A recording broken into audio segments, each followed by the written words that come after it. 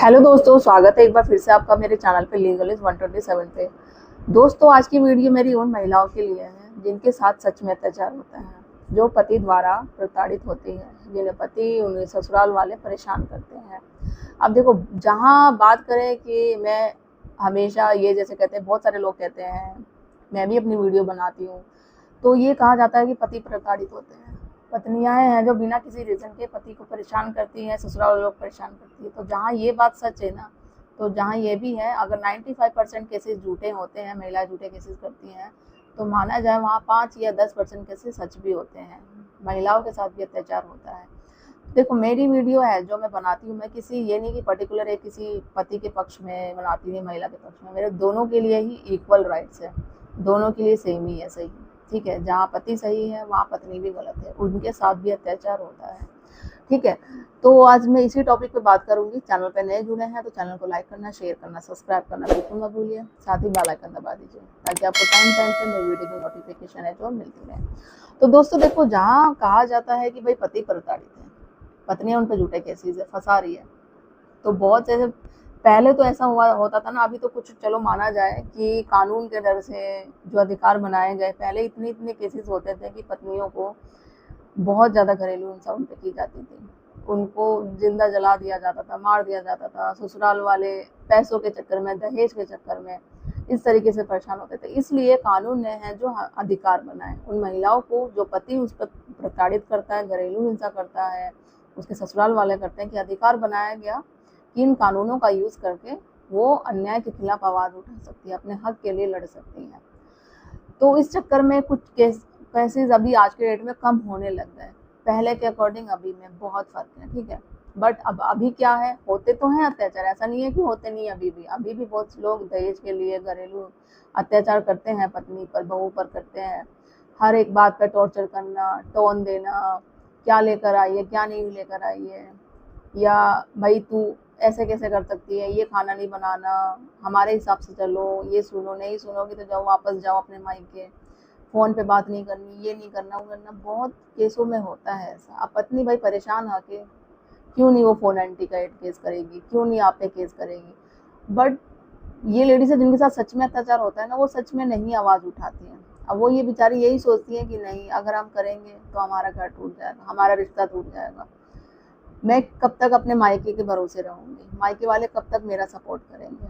रहना तो मुझे पति के साथ ही, रहना तो मुझे वापस ससुराल ही जाना है, मेरे बच्चे की परवरिश कैसे होगी, अकेले मैं कैसे संभालूंगी। आगे जाके वो बड़ा बोलेंगे तो पापा कहाँ हैं, क्या बोलूंगी, क्या अलग रह रहे हैं, डिवोर्स हो गया। फैमिली वाले, पेरेंट्स या भाई तो जब तक मेरे बच्चे का फ्यूचर नहीं देख सकते, रहना तो वही है। तो इसलिए वो इन बातों पे वो एडजस्ट करने लग जाती हैं, ताने सुनना, हर चीज़ें करना, हर जो होता है पूरी पॉसिबिलिटी में घर बसाने को करना। और वही जो झूठी महिलाएं होती है, उन चीज़ का वो फ़ायदा उठाती है, वो कुछ नहीं करती है। तो यही कहा जाता है, अगर आपके साथ सच में अत्याचार हो रहा है ना, तो चुपचाप बैठने से, ये सोचने से नहीं होता। मेरे पास तो ऐसी कुछ लेडीज़ों के कमेंट आते हैं, वो कहती है मैम हम परेशान हैं, हमारे हस्बैंड का अफेयर चल रहा है, ठीक है, या वो उसने दूसरी शादी तक कर ली है और मुझे पता है कि उसने दूसरी शादी कर ली है, अब मैं क्या करूँ, मैं यहाँ रहना चाहती हूँ। या वो हस्बैंड ये बोलता है कि मैम अब मैं तो मायके में बैठी हुई हूँ, ऐसे लड़ाई झगड़ा, बहुत परेशान हो गई थी, मैंने कोई केस तो किया नहीं है। अब हस्बैंड मैं जाने के लिए बोलती तो कहता है मैं तुझे वापस नहीं लाऊंगा, जा, जो तुझे करना है कर ले, मैं वापस नहीं जाऊंगा, तुझे केस करना है, कुछ कर ले, क्या बिगाड़ सकती है, बिगाड़ ले। यहाँ तक ऐसे ऐसे मेरे पास कमेंट आते हैं। तो हम क्या करें, देखो सिचुएशन ज़्यादा हो गई है, प्रॉब्लम जब पता है कि हस्बैंड रखना ही नहीं चाहता, आपने जाके भी देख लिया या बात करने की भी कोशिश की, ठीक है, या अपने फैमिली वालों को बोलो कि उन्होंने भी बात करने की कोशिश की, आपने बोला तो ठीक है, फिर भी नहीं चीज़ें हैं, तो वापस जाके क्या फ़ायदा है। वहाँ उस आदमी के साथ जो रहना ही नहीं चाहता आपके साथ, तो ज़बरदस्ती रिश्ता क्यों बांधना है आपको, ज़बरदस्ती क्यों साथ में रखना है। आपको पता है कि उसका अफेयर है किसी के साथ, या आपको पता है उसने शादी कर ली, तो क्यों वापस जाना है आपको, क्यों उसी के साथ रहना है। ऐसे तो आप अपने पैर पे खुद कुल्हाड़ी मार रहे हो। तो ये तो कोई सेंस हुआ ही नहीं कि भाई आपको ज़बरदस्ती उस पति के साथ ही रहना है जिसने आप पे इतना अत्याचार किया है, या उसके आपने आपके ससुराल वालों ने इतना ज़्यादा किया है। तो कोई लॉजिक तो है ही नहीं ना। उस इंसान के साथ रहो ना, उस इंसान के साथ रहो जो आपकी कदर करता है, जो आपसे प्यार करता है, आपकी हर एक ख्वाहिश, आपकी हर एक इच्छा पूरा करता है। लड़ाई झगड़ा होता है आपकी सास के साथ या नंद के साथ, जो भी है, तो वो स्टैंड ले आपका। जब पति ही नहीं स्टैंड लेता है तो जब भी तो सास आपको सुला के चली जाए, ससुर चुला गए, ससुर भी सुना के चला जाए, हर एक कोई बोलता है आपको, हर कोई सुना के चला जाता है और पति कुछ नहीं कहता, वहीं पे चुपचाप खड़ा रहता है। तो जब पति बोल देगा ना तो देखना दूसरे दिन से कोई आपको बोल ही नहीं पाएगा। जब पति ही नहीं स्टैंड ले रहा तो बाकी तो सब सुना के जाएंगे। मेन पति का ही तो फर्ज होता है। शादी होती है, माना एक दो परिवारों का मिलन होता है, बट हस्बैंड वाइफ को पूरी जिंदगी साथ रहना पड़ता है। जब हस्बैंड ही वाइफ का स्टैंड नहीं लेगा तो क्या है। देखो, माना आपके रिश्ते में कुछ ना कुछ छोटी बात में पत्नी लड़ाई झगड़ा करके चली गई है, तो आप देखो अगर कोई छोटी मोटी बातें हैं, वो माफ़ी मांग रही है, उसे रियलाइज़ हो रहा है गलती का कि हाँ मुझसे गलती हो गई है, मुझे ऐसा नहीं करना चाहिए था, अब मैं वापस आने को तैयार हूँ, मुझे माफ़ कर दो। वो आपसे बहुत प्यार करती है। देखो हर एक गलती किसी से भी हो जाती है, इंसान है, कोई भी इंसान गलती करता है। तो उस गलती को माफ़ करके इग्नोर करो, दोबारा घर बसाने का स्टार्ट करो। गलतियाँ आप देखो, भगवान भी गलती को माफ़ कर देता है, आप तो इंसान ही हो। तो घर बसाना है, अपनी वाइफ को देखना है, फ्यूचर देखना है बच्चों का, तो ये चीज़ें करना सीखो। इतनी कोई बड़ी बात नहीं है, तो कुछ नहीं होता है, ठीक है। उन्हीं से बोलना चाहूँगी। अब वो आप इग्नोर नहीं करोगे कि आपकी वाइफ ने कैसे बोल दिया, कैसे वो काम नहीं किया, या आपकी माँ को कैसे बोल दिया, तो चीज़ को लेकर आपने बहुत बड़ा इशू बना लिया।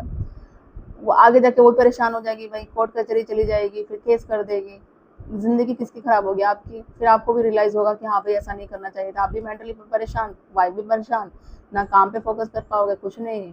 ऐसी ज़िंदगी, आधी ज़िंदगी दोनों की कोर्ट में बर्बाद हो जाएगी। और जब तक पता चलेगा हाँ भाई नहीं, चलो नहीं करना चाहिए था इतना बड़ा हम लोगों को, तो जब वापस आना चाहेंगे, या वो नहीं आएगी, या फिर वो आना चाहेगी तो आप नहीं रखोगे। तो ऐसी सिचुएशन देखो, मैं दोनों को ही बोलूँगी, आप दोनों ही मत करिए। सोच समझ के, लड़ाई झगड़ा हर एक रिश्ते में होता है, बट उस लड़ाई झगड़े को कोशिश करिए, अगर दूसरा लड़ रहा है तो दूसरी पार्टी चुप रहे, समझाने की कोशिश करे, बाद में डिस्कस करे उस बात को, ठीक है। तो एक अगर दूसरा लड़ रहा है, गुस्सा है, तो दूसरा शांत रहने की कोशिश करिए, उस वक्त कुछ रिएक्ट मत करो आप। तो इस तरीके से देखो, एडजस्टमेंट, कॉम्प्रोमाइज़ करना पड़ता है अगर आपको ज़िंदगी भर साथ चलना है, रिश्ते को अच्छा बनाना है। और अगर आपके रिश्ते में प्यार है तो एक दूसरे को समझना बहुत ज़रूरी है, ट्रस्ट करना बहुत ज़रूरी है। तो ये चीज़ें लेकर आपको करना पड़ेगा। और पहली बात यही, अगर आपके साथ सच में अत्याचार हो रहा है जो भी, तो आप आवाज़ उठाओ, ये सारी चीज़ें मत सीखो। और ज़बरदस्ती किसी रिश्ते में नहीं रहना है, चाहे वो हस्बैंड हो या वाइफ हो। मैं दोनों को ही बोलती हूँ, अगर आपको लगता है अडल्ट्री में आपका हस्बैंड है या वाइफ अडल्ट्री में है, आप सबूत इकट्ठे करिए, जो भी है उस पर केस करिए, ठीक है। डिवोर्स फिर दीजिए, डिवोर्स आपको आसानी से मिल जाएगा। इससे बेटर है आप दूसरी अगर लाइफ स्टार्ट करना चाहते हैं तो वहाँ करिए। ऐसा नहीं है कि अगर एक बार रिश्ता ख़राब हो गया, एक बार शादी सक्सेसफुल नहीं हुई तो दूसरी बार नहीं होगी, हो सकती है।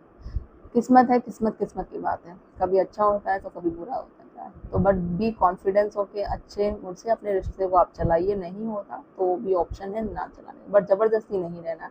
मेरे पास ऐसे अभी कुछ दिनों में, कुछ महीनों में बोले थे, बहुत सारे कमेंट आते हैं, ठीक है लेडीज़। तो मैंने सोचा एक पर्टिकुलर, देखो किसको क्या आंसर दिया जाए, तो एक पर्टिकुलर इस पर वीडियो बना के ही मैं आप सबको बता देती हूँ कि क्या करना चाहिए, ठीक है। कि आपके पास अधिकार है, राइट से उनका यूज़ करिए। और अगर रिश्ते को बचाया जा सकता है तो थोड़ा एडजस्टमेंट करिए, बातों को भूल के, इग्नोर करके चांस दीजिए दोबारा रिश्ते को।